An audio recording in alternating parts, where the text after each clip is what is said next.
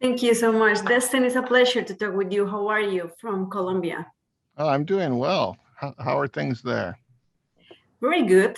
We are great. Good.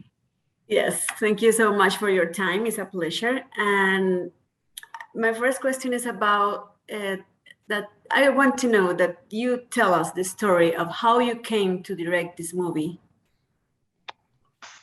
I I actually never thought that I would do a movie like this until Marvel made the announcement that they were looking for directors for this character, and I something inside me sparked, and because it was the first time I really realized, oh, this is something I did not have as a kid. It wasn't really something I knew I didn't have when I was there. I didn't feel the vacuum until that moment that they made that announcement.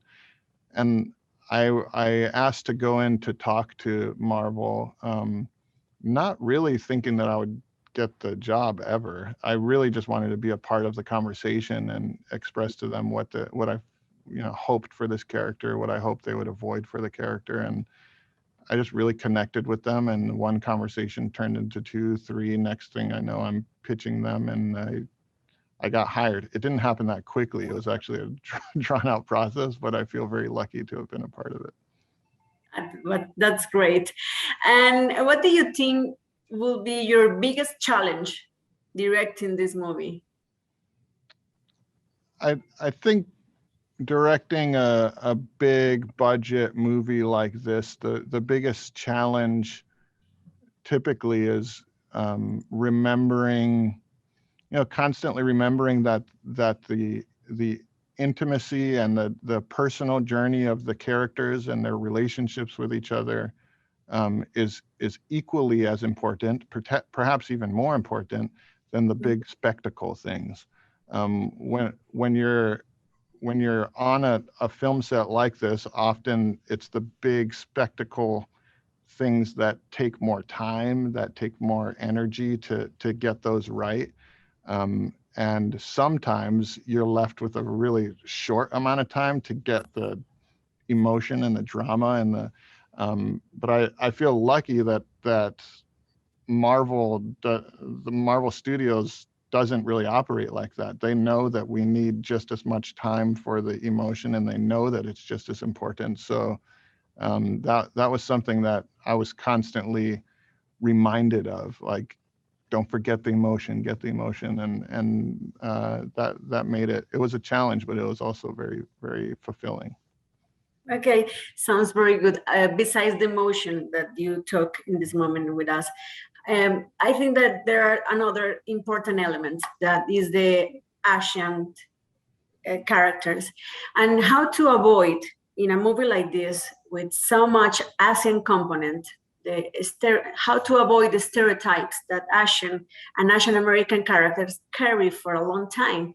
What was the key for you?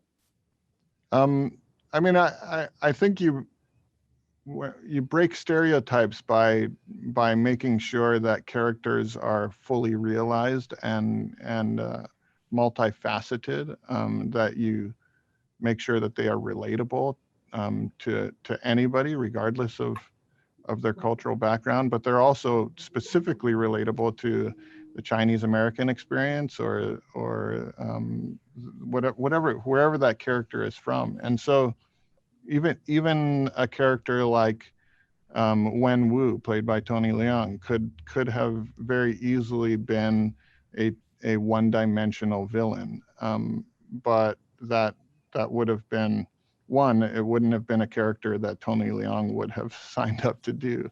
But it also would have been contributing to some of the stereotypes that we've seen in the past.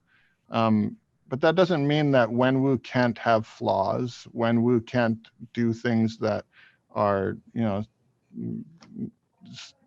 like gruesome or a little things that you wouldn't agree with. But he also is a fully realized person, and I think most people will be surprised by how much they relate to our quote unquote villain of this movie. Okay. A new superhero is born.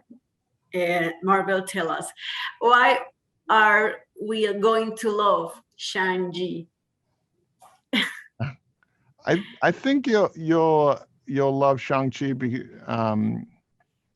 because of the way Simu plays him. I mean, I think Shang-Chi is a flawed character. He is a character who is full of pain that he has not learned to deal with. His journey is extremely relatable to me. His journey to becoming a superhero it's not rooted in some fluke accident where he got some chemicals thrown on him. His journey to becoming a superhero is about exploration of who he is and learning to accept every part of himself, every part of his past. We've all gone through, hard times. We've gone through pain. We've had people hurt us in our past. And I think we're all trying to figure out how that's affecting our lives now and how we can move forward through it. And that's what Shang-Chi does in this movie. And when he finally learns to do that, that's when he taps into a superpower that I think is really, really inspiring for anybody. Talk about inspiration. Destin, I want to know what is the most important message do you think the film has, you think? There's a couple of messages that I think are really close to me. One is that we all have pain in our lives. I think within the context of our families, we all have families, and within those families, there's always pain involved in that, and we do hurt each other.